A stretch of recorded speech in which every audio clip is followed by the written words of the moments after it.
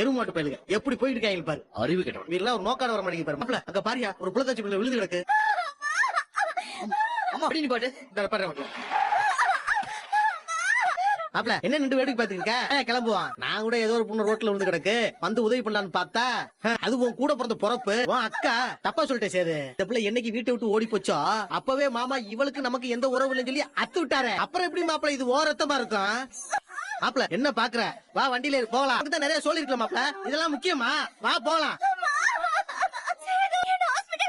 யாருக்கு என்ன என்ன உன்னால பின்வாங்கி கிளம்பலான்னு வண்டியில ஏற முடியல மாப்ள.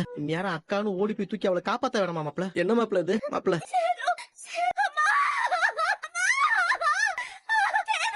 மடியிலே செத்துலாம் போல இருக்குடா. அதுலதான் தடுமாறி கீழே விழுந்திருக்காங்க சிஸ்டர். இடுப்பு வலி வேற வந்துருச்சுன்னு சொன்ன. எப்படியாச்சும் காப்பாத்துங்க சிஸ்டர் ப்ளீஸ். சரி வேகமா தள்ளுங்க. ஒண்ணும் இல்ல தைரியமா இருங்க.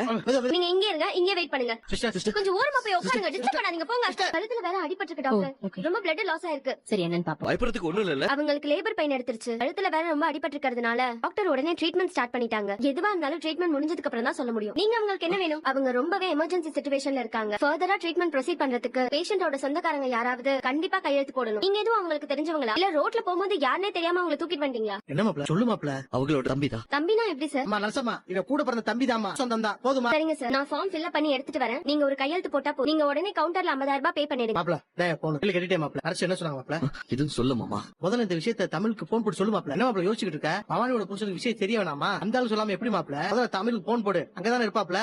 தமிழுக்கு போன கட் பண்றா மாமா. மாப்ள வகுப்புல ஏதாவது இருக்கும் மாப்ள, அதான் கட் பண்ணது. திரும்ப இன்னொரு போன் போடு மாப்ள. அண்ணே ஒரு போன் பேசணும். போய் பேசுவோமா? நீங்க எல்லாரும் காப்பி பண்ணுங்க. எனக்கு இன்னும் கிளாஸ் முடியலங்க. நான் இன்னும் கிளாஸ்ல தான் இருக்கேன். நான் சொல்றத மட்டும் கேளு. பவானியோட வீட்டுக்காரர் அங்க இருக்காருல்ல? ஆமா இருக்காங்க. நீ உடனே அவர் கூட்டிக்கிட்டு. இது என்ன ஆஸ்பத்திரி மாமா? விஆர்டி ஆஸ்பத்திரி மாப்ள. நீ உடனே அவர் கூட்டிக்கிட்டு மாரத்துல இருக்க விஆர்டி ஆஸ்பத்திரிக்கு உடனே புறப்பட்டு வா. ஹாஸ்பிடலுக்கா? ஏங்க என்னாச்சு? பவானி தான் அட்மிட் பண்ணிருக்கு. பிரசவ வலி வந்துருச்சு. அதான் இந்த ஆஸ்பத்திரியில சேர்த்து உள்ள ட்ரீட்மெண்ட் போயிட்டு இருக்கு.